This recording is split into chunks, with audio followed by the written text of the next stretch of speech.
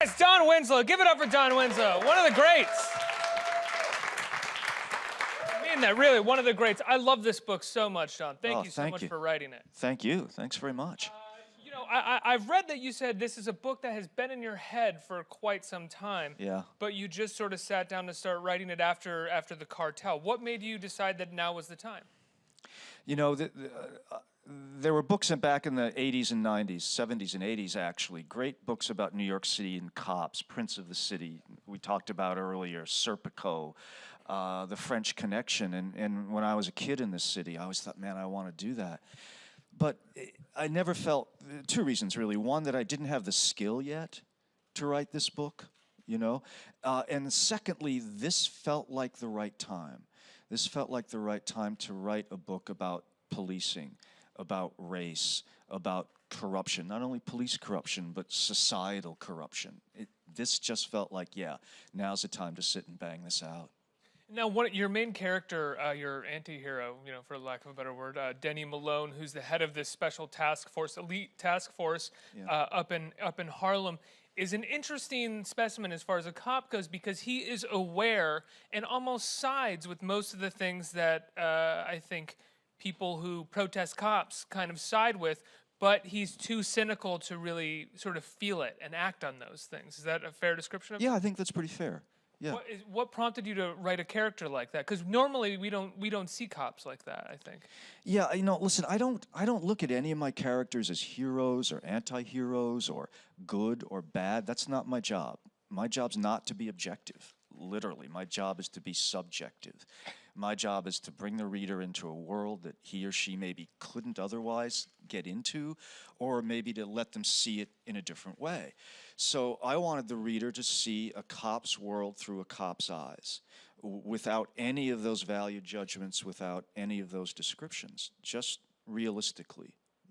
You know, you did a lot of research for the Cartel to be able to write that novel. What kind of research did you do for the force? Are there elite task force that you could talk to guys who are part of those or still are? Yeah, absolutely. Look, NYPD were very generous with me, you know, with their time. I talked to a lot of cops. I went on the street with cops, talked to cops' wives, cops' girlfriends, cops' parents. But, you know, this is an old story for me. I was a private investigator in this town and elsewhere. My godfather was a cop. I've worked cases with cops. I've worked cases against cops, you know, during my career. And so some of these conversations went on for hours, some went on for weeks or months, some of them have been going on for decades. Conversations, you mean like the themes, some of the themes that are in the book, some of the plot lines? Yeah, you know, look, I wasn't so interested in what cops do, because that's out there. We know that, and that information's relatively easy to obtain. What I was more interested in is what cops think and what they feel about their jobs. And then when you get into the world of let's face it, a dirty cop, you know, like Denny, you know, what's that about? What's that like? I want to explore those conflicts, you know. With the exception of one major plot point in the book, how dirty of a cop do you see Denny? I mean, he seems to me, he's one of those situations where, like I said, with the exception of one incident in the book, he is straddling both worlds, I think, in his mind, for the sake of good, and the only way to pursue good is to straddle both worlds. Yeah, listen, I mean, that's realistic. That's realistic, frankly, in all of our lives, but it is so much more dramatic and dangerous with police. You know, it's often the case, whether it's the realm of politics or even academia sometimes, we set out to do something good, and then we start taking shortcuts that are bad. You know, really two things happen when you start down a road, right? You don't really know where you're headed at the end of that road, and at a certain distance in, you forget where you started. Step by step, as he says in the book. Step by step, yeah. What made you go for Harlem? I knew it. You know, listen, I lived in Harlem, lived on the Upper West Side. It's always been extremely evocative to me. And so those streets, those blocks, those stores, the cafes, restaurants, and bars, they have those sort of local gods of place for me. You know, they're kind of little shrines in a way, and that's just the neighborhood that I wanted to write about. Upper West Side, Harlem, Washington Heights, Inwood. Yeah. One of the things that you write about in the book that I always find so fascinating when it comes to cops is the sort of code of silence, the brotherhood that they have to protect each other, really no matter what the other cop has done. I mean, it's the same kind of code that criminals have, which is where a lot of this comes from. You know, a rat is the worst possible thing that Right. you could be. Have any cops that you know read the book? Like, have you Yeah. heard any thoughts about it? Yeah, I have. You know, listen, the book just came out yesterday or the day before. I think it all kind of blurs, you know. But so not a lot of people have read it, but some cops have read, you know, advanced review copies. Some cops read some pages, and the reaction's been pretty positive. You know. These elite task force, this elite task force, and these forces that you kind of write about, do they generally have the sort of problems that this force has? I mean, you talk about it in the way that like the media and other people are saying we need to shut this force down. This is out of control, as if that happens quite regularly. Well, historically, it has happened quite regularly. You know, about every 20 years or so, there's a major scandal in NYPD, and most often they come from special units. And there's a very simple reason for that. Special units have more latitude to do what they do. More latitude means more freedom, less supervision, more temptation, and this sort of thing happens. So that's one reason, of course, that I said it, you know, in a special unit like this. And there's one thing that Denny Malone says consistently in the book to his higher-ups and to sort of the politicians running the city, which is that you don't care how we do anything as long as you don't have to see it and it gets done. I'm very sorry. I'm probably murdering the way that you phrased it in the book. No, I think you phrased it better than it was in the book. I'm a little jealous, really.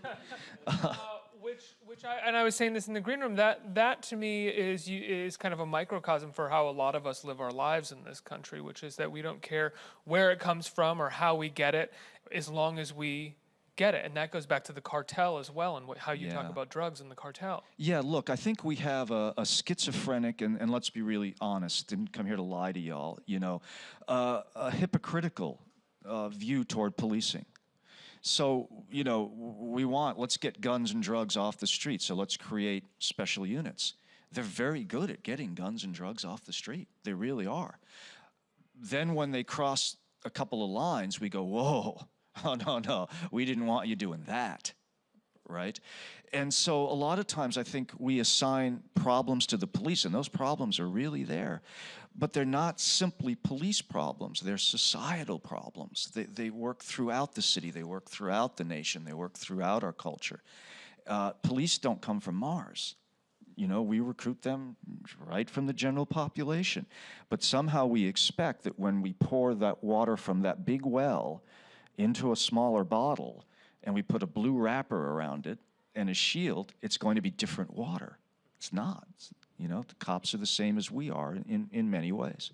And when it comes to something like guns and drugs, a lot of the time the reasons that they're on the street is because of the policy that keeps them there. I mean, especially when it comes to guns. New York and Chicago have some of the strictest gun laws in the country, yet the guns sort of, and you talk about this at the beginning of the book, they flow in from states that have very lax gun laws. No, exactly. You know, gun rights advocates in the NRA are always very fond of pointing out, hey, there's a lot of violence in Chicago, strictest gun laws in the country, blah, blah, blah, blah, blah.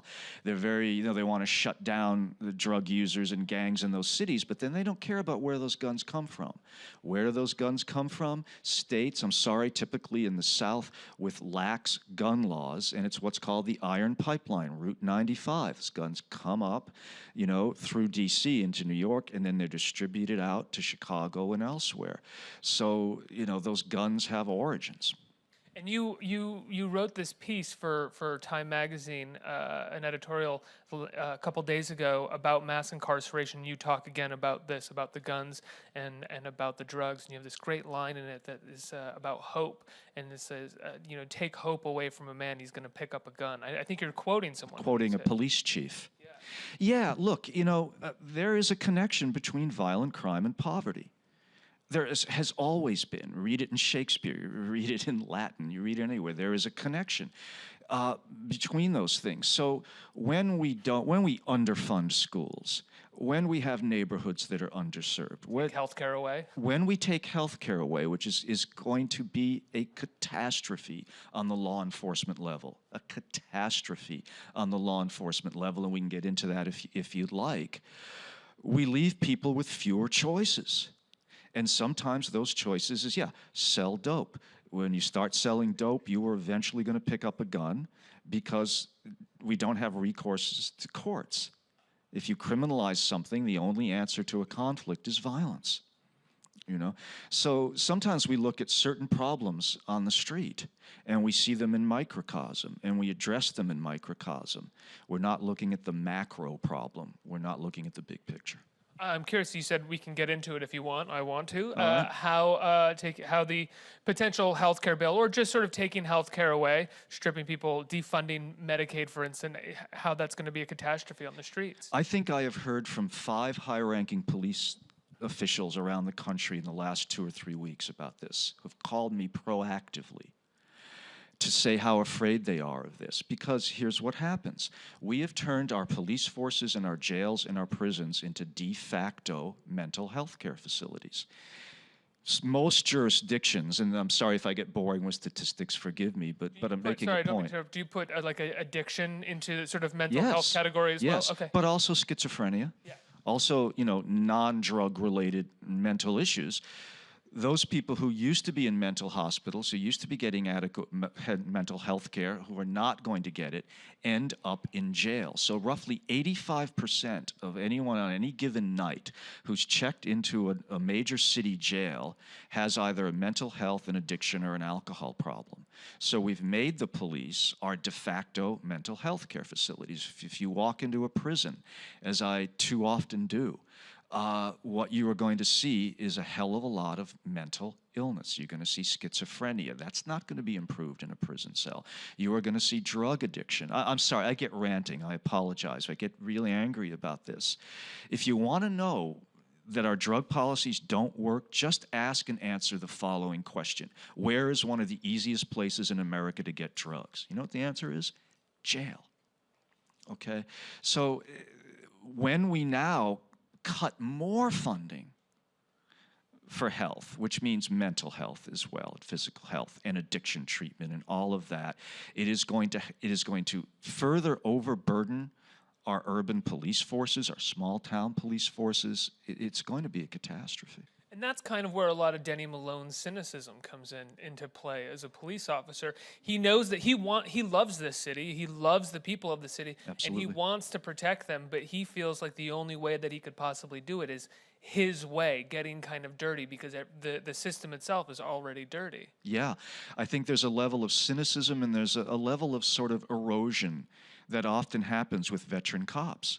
You know, I talk to so many guys and women who would say, you know, I went to a domestic disturbance. I couldn't make an arrest. The system won't let me. The system at that point wouldn't let me take that child out of that home. Some of these guys told me this, by the way, with tears streaming down their faces about things that happened years ago. And they say, I know that I'm going back to that address within days, weeks, or months for the homicide case. So, of course, there's a temptation when they go the first time or the second time or the third time to think, I'm going to cut some corners. I'm going to figure a way to get this guy out of here before this woman or this child gets hurt. Which is how it starts for Denny in the book. That's generally where it kind of begins, when things start. The sort of first steps to becoming somewhat of a corrupt cop, is because he's trying to protect a child. Yeah, absolutely. But let's be really honest about this guy. Yeah, no, you're quite right. He also, though, in the book, goes in and makes one of the biggest heroin busts in history and keeps half the dope and half the money. So this is not a saint, you know. This is a guy who goes wrong, you know, over the course of time. That's at the pinnacle of his corruption. I would say that's the worst thing he does. Yeah, absolutely. You know, and again, he justifies it to himself. You know, I had a number of cops tell me, you know, yeah, I'd go in and take the dope and the money. I'm afraid of getting caught. That's the only reason I don't, because they see all that money, all of that wealth, and they think, I want to send my kid to college.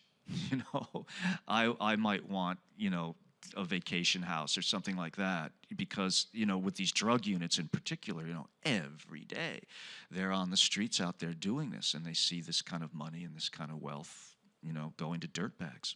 It's also, capitalism is a dog-eat-dog world, and I think for a cop who has like maybe enough for a pension, has like a modest wage to have a mortgage on Staten Island or Long Island somewhere, the idea, like you said, of now being able to send my kid to college, a good college, so Right. they don't have to become a cop. Debt-free. Exactly, debt-free. That is a huge component to living in this country, especially on a middle-class income. No, it absolutely is. And then as we watch, famous phrase now, income disparity, but it's a real thing, get wider and wider and wider and wider, I'd ask myself the same question. Does that hedge fund guy really need another helicopter? When we're underfunding teachers, underfunding cops, underfunding firefighters. The book is dedicated to 178 police officers who lost their lives during the time I was just actively typing the book. Not the time I spent researching it, just the time I sat down and went, okay, page 1, the time I sent it in to David Heifel over there. 178 officers were killed. I don't want to give away, the book just came out, so I don't want to give away any sort of thing that happens.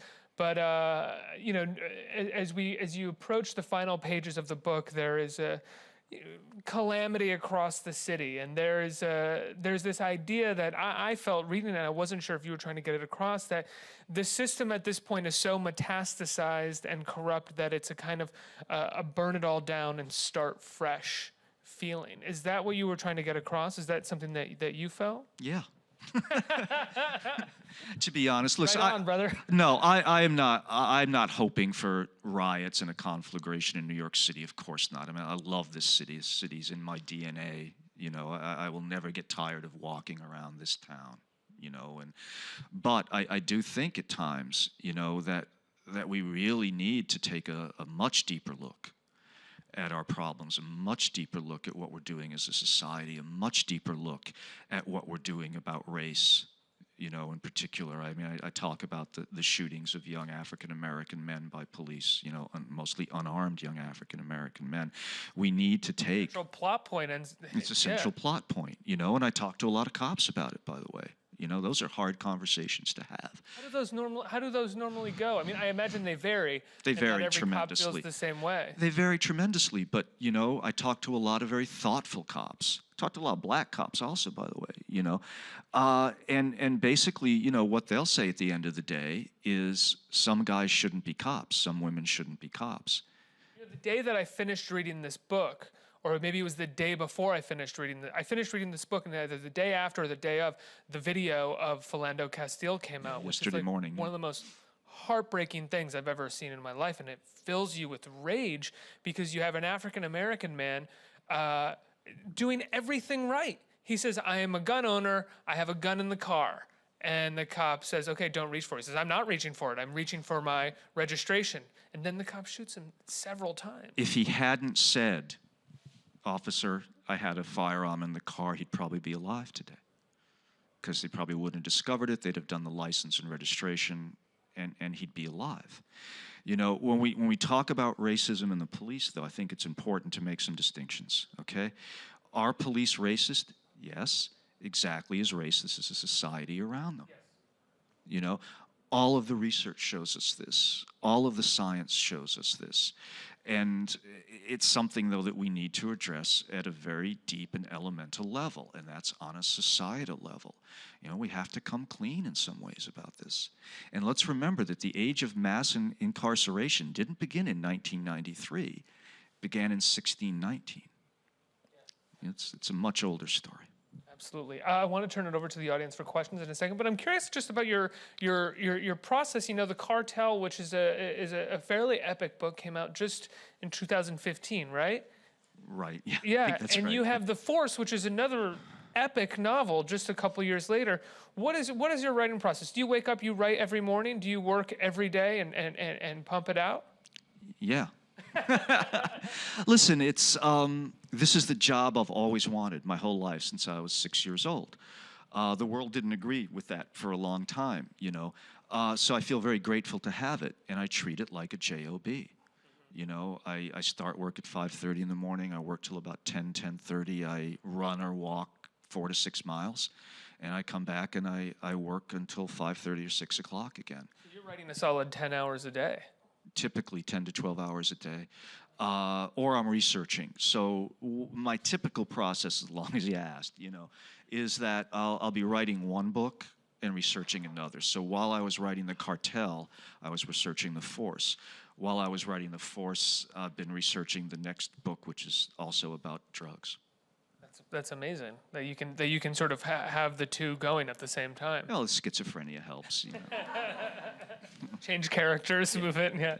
Let's get some questions from the audience right here. Yeah. Hi, thank you for being here. Thanks for having me. So I know you touched on it a little bit about societal corruption, and I guess maybe this is a big question, but where do you think that we as just regular citizens can begin to resolve that, or at least kind of address it? Well, it's tough times, isn't it? Winter is here. We need to speak up. Look, I get discouraged. Everybody does. We had this conversation in the green room before coming on. I was very discouraged. He was very discouraged. Ricky brought me down from my usual cheerful high. But here's the problem, ma'am. Pessimism isn't a choice. It's a suicide pact. So it's easier to be pessimistic, and I do get pessimistic, but then what do you do? What do you do when you wake up in the morning? And so we need to be doing, I think what we have been doing, but we need to be doing more of it. We need to be talking up. Do not go gently into that good night. So we need to be speaking, we need to be talking about these issues, and we need to demand to be heard. I don't have anything else to offer you. I wish I had some sort of magic solution, ma'am. I just don't. Next question. Yes, sir. Hey. Hey. So I know like a couple of your books have been adapted into a TV or a movie, and I heard like maybe this one will be too. How much control do you have over the end product, and how do you feel about some of the changes or differences that from the books? Yeah, sure. I just learned today, or yesterday actually, that David Mamet is going to do the adaptation of this book, The Force, which I'm thrilled beyond measure about that. That's just crazy. It's just crazy good. Look, I'm pretty protective of my stuff. What can I tell you? I spend years with these books. Power of the Dog and Cartel is 20 years of my working life. It's a little shocking to me as I hear it come out of my mouth. The Force, another 5 years. Control, I don't know how much control I have. I sure have a lot of influence, and I sure have a lot of voice, and I intend to retain it. Where are you guys on the Cartel right now? I know Ridley Scott's adapting it. Ridley Scott's going to direct it, and it's in the screenplay phase. Phase. Right? Who's adapting it? Yeah, Shane Salerno, my close friend and A-list screenwriter, who's very knowledgeable about the drug thing, and he and I have had many conversations about it. So that's a good thing. Next question. Hi. To kind of piggyback off of that question, Yeah. when you're writing, are you picturing this book is going to be a film, or is that not a thought at all? And it's kind of like, here's the book. And it'll also make a really good film. Listen, I don't mean to be disingenuous, because every one of my books, frankly, has been either optioned or purchased by film or TV. So I know that that's probably going to happen, okay? I'm not naive about that. But having said that, no, I absolutely do not think about the film in any way, shape, or form. Because what I'd end up doing if I did that is just writing a bad film treatment. And that's not what I'm supposed to be doing. I'm supposed to be at least trying to write a good novel. Sorry, that said, in going into this, you said that you were initially thinking of or remembering the great crime films of the 70s and the 80s. Was it hard to get those out of your head while you were writing it? I don't want to get them out of my head. Look, I think it'd be crazy for anyone of even my generation, and certainly you guys' generation, to say that we're not influenced by film and TV. We grew up on it. And in terms of the crime genre, I think that's the genre where film and novels are the most closely intertwined. You almost can't think of one without the other. Noir fiction and noir film kind of came together at the same time and together created that genre. So yeah, people tell me that I write cinematically. I don't know what that means. I really don't. I kind of nod pleasantly and, smile. So cinematic, so cinematic. So cinematic. But of course, I think we all write cinematically because when we're not writing, we're watching movies and television, and we tend to see the world that way. I mean, there are times when I literally think of a chapter or a scene. I think of it in those terms. I think, do I want a close-up here? Do I want an establishing shot? Do I want a tracking shot? So sometimes I think in those terms, but I'm not thinking of the movie of this book. I don't have casting in mind. I don't have an actor in mind. I don't, and so much of the frustration of people adapting my books, they've expressed it rather vividly at times over the phone. I don't have screen structure in mind. And so I think sometimes my stuff can be a little frustrating for adapters because, I haven't written a 3-act structure. You are a big fan of crime movies, obviously, and crime literature. Yeah. What's your favorite crime novel? Oh, wow. I always get in trouble answering this question because there's so many, and there's so many great ones. If I had to pick one, it would be Raymond Chandler's The Long Goodbye. Not only one of the best, noir PI novels ever written, but maybe one of the best novels ever written.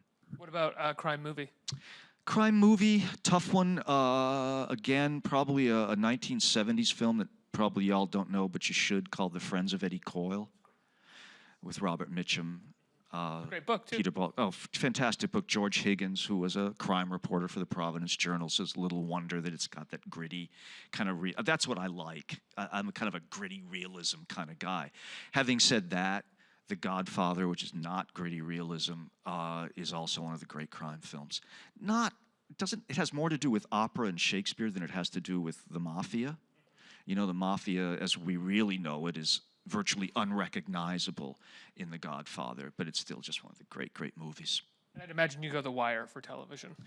The Wire and The Sopranos. I mean, both just fantastic series. I periodically just binge watch them all over again.